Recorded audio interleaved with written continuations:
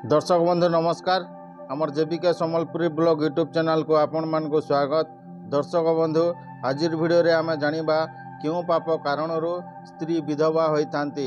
तेबे आसंतु वीडियो को आरंभ करिबा। वीडियो को आरंभ करिबा पूर्वरु आपण माने जदि आमर एही चैनल को नुआ हे देखुथिबे ताहेले एही चैनल को लाइक शेयर सब्सक्राइब करंतु एवं बेल घंटी को ऑल नोटिफिकेशन करी रखंतु। कहीं ना एपरी वीडियो मु जेते बेले अपलोड करी आपण माने सर्वप्रथमे देखि पारिबे। तेबे आसंतु वीडियो को आरंभ करिबा।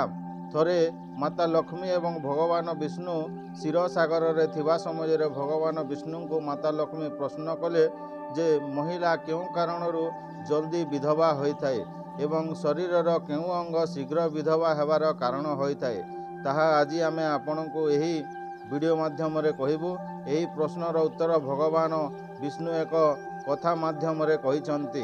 कहानी अनुसार मध्य देश रे जणे सेठंकर 3 झियो एवं गोटिए पुओ थिला। 3 झियोर विवाह बेस बड़ घरे होइतिला है। जणे झियो जहार नाम सुकन्या बहुत जल्दी विधवा हो जाइतिला। सुकन्या को केवल सुंदर देखि ही तार स्वामी विवाह करिथिबारु तार खूब शीघ्र मृत्यु हो जाइतिला। पुणी पिला बेलू सुकन्यार एक अंग लक्षण एवं पूर्वजन्मर पाप कारणरू ही ताकू विधवा हेबाकू पड़िथिला। भगवान श्रीकृष्ण सुकन्यार पूर्वजन्म विषय रे कहिसंती। सुकन्या पूर्वजन्म रे जणे ब्राह्मण घरे जन्म होइतिला एवं सही ब्राह्मण राजांक पाखरे रहुथिबारु ता पाखरे मध्य धन संपत्तिर कोनोसी अभाव नथिला। निजर अधिक स्नेह कारणरू झियो कलावती बिगड़ी जाइतिला। झियो को विवाह देवा को ब्राह्मण सबुठी यही घोषणा कले जे जी कि कलावती को विवाह करिबो से तांको घरे रहिबो। एमिति अनेक विद्वान आसी साक्षात करवा सत्वे भी कलावती समस्त को अपमानित करी तोड़ीदेला। एमिति थरे जणे दारिद्र किंतु सुंदर ब्राह्मण आसीबारु कलावती ताको विवाह करने को जिद धरिला। ब्राह्मण मध्य तार विवाह कराई देला। एमिति किछि दिन भलरे रहिबा परे कलावती निजर असल रूप देखाई देला। निज स्वामी को अश्लील भाव में व्यवहार करने सहित पतिव्रता हेबार कौनसी लक्षण ता पाखरे नथिला।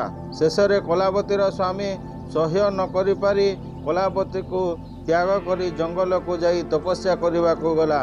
कारण ज्ञानी लोक दुष्ट एवं व्यभिचारिणी लोकों को त्याग करने उचित, नचेत से मध्य सही पापर भागीदार हेब।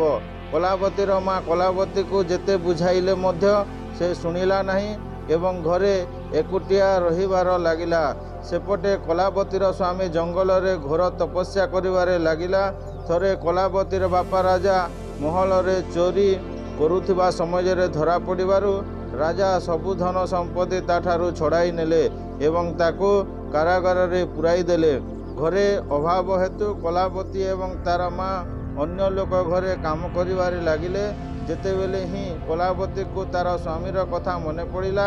स्वामी को खोजिबा को जाइथिबा कलावती जंगल रे बाघ हाबुड़ रे पड़िबारु तार मृत्यु हैला। मृत्यु पर जमदूत ताकू नहीं गले। अति पापी स्त्री लोक ही जमराज ताकू नरकरे पकाई देले। अनेक वर्ष नरक जंत्रणा सहिबा परे ताकू निजर पापर प्रायश्चित पई आगामी जन्म दियागला एवं से निजर पूर्व जन्मर पाप कारणरू विधवा हेबार लक्षण जन्म हैला। एहा परे भगवान विष्णु कहिसंती जे जेउ स्त्री पाद झालरे ओदा रहे पादगोल एवं चिकण होइथाय सही